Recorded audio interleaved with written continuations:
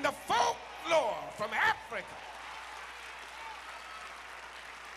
cut from the same cultural matrix as the stories in our Bibles. Over and over again, they show us that looks can be deceiving. What looked like one couple way past the childbearing years turned out to be Abraham and Sarah, the parents of Isaac and the grandparents of Jacob and Esau. Looks can be deceiving. What looked like certain annihilation at the hands of a superior enemy, a ragtag mixed multitude of men, women, and children running for their lives, pursued by a superior military force with chariots, archers, and swordsmen, more accurate than the Green Berets, more deadly than Blackwater and Rambo put together, trapped on the edge of an impassable ocean, hemmed in on each side by unscalable mountains. It looked like they were doomed, but looks can be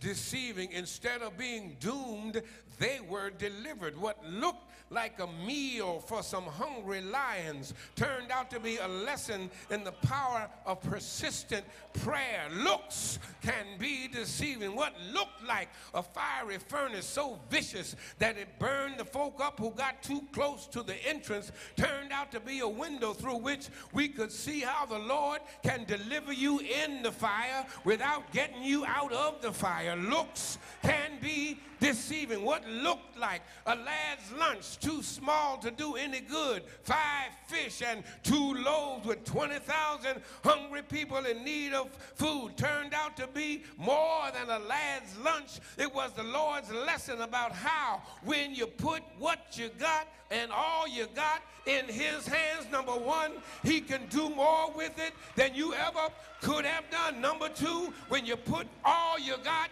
in his hands, somebody else will be blessed because you trusted the Lord with what you had. And number three, when you put what you got in his hands, there will be enough, there will be more than enough, and there will be leftovers. Looks can be deceiving. Over and over again, the stories from our Bible teach us the same lessons that the stories from African folklore teach us. They're cut from the same cultural cloth. And today's text is just one more instance of how looks. Look at verse 14. When Jesus arrived in the town of Bethany, he found out that Lazarus had already been in the tomb for 4 days. Now, to the ordinary eye, that would look like the end of the story. Martha lit into the Lord because she did not feel that his story had to end that way. She told Jesus in verse 21, Lord, if you had been here, my brother would not have died.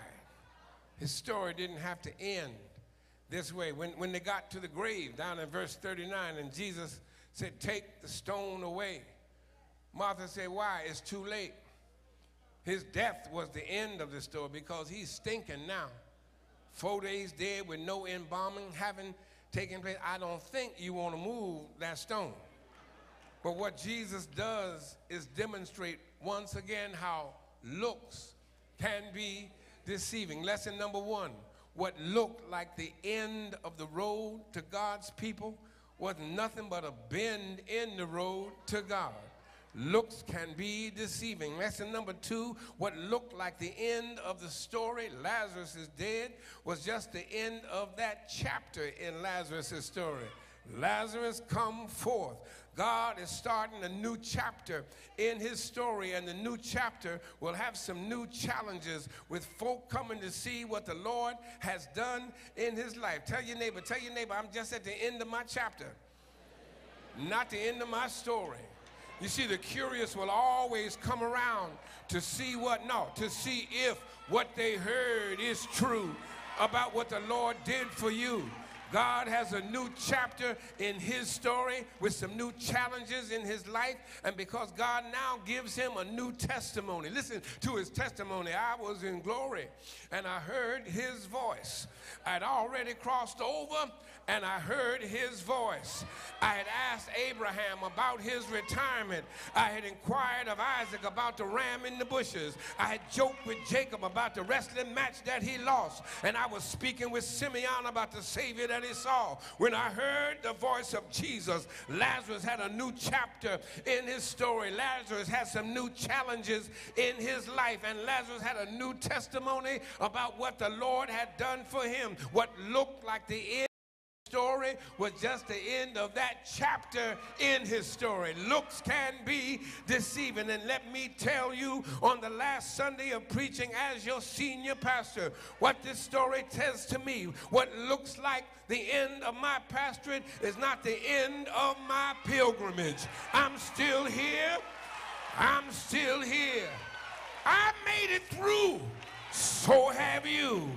Come through the fire. Come through the flood. I'm still here, kept by his blood. The end of my pastorate is not the end of my pilgrimage. Like Lazarus, the Lord has a new chapter for me.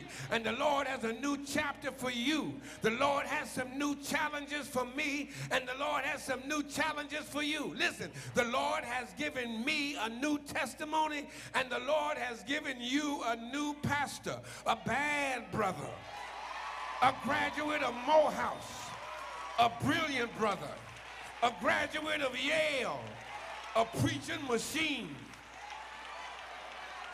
son of a gospel giant and genius, a handsome husband, working girl, and a doting daddy just like his daddy. In this next chapter, God is writing for me and for you 3 more things and I'm through. Number 1, God will be there. Say God will be there. No matter what it looks like in this next chapter, God is writing for me. In this next chapter, God is writing for you. God will be there. Looks can be deceiving, but the Lord will be there. Like he showed up in Bethany, he will show up for you and he will show up for me. God will be there. Number 2, in this next chapter, God is writing for you and for me. God will not only be there, God will provide. Say, God will provide. Whatever you need, God will provide. Whatever I need, God will provide. What did we just sing earlier in this service? All I have needed, thy hand hath provided. God is faithful and God will provide. No matter how things look, looks can be deceiving. No matter how impossible a situation may seem, God will provide. And in this new chapter, finally, number 3, God will take care of you. He is the same God today that he was on yesterday. And because he is the I am, that means he'll be the same God on tomorrow that he is on today. God will take care of you. No matter what may be the test, God will take care of you. 40 years ago, month after next, Martin Luther King was murdered. And it looked like the story of our struggle was stopped. But I stand here 40 years later with a testimony that the Lord has been with us every step of the way. The Lord has provided for us each and every day. And the Lord has taken care of us even when we were too silly and too stupid to take care of ourselves. God will take care of you. God will take care of me. Listen, 7 years ago, my daddy died. Chip, it looked like my passion for preaching was going to be buried right alongside my daddy in Philadelphia. But God, somebody say, but God.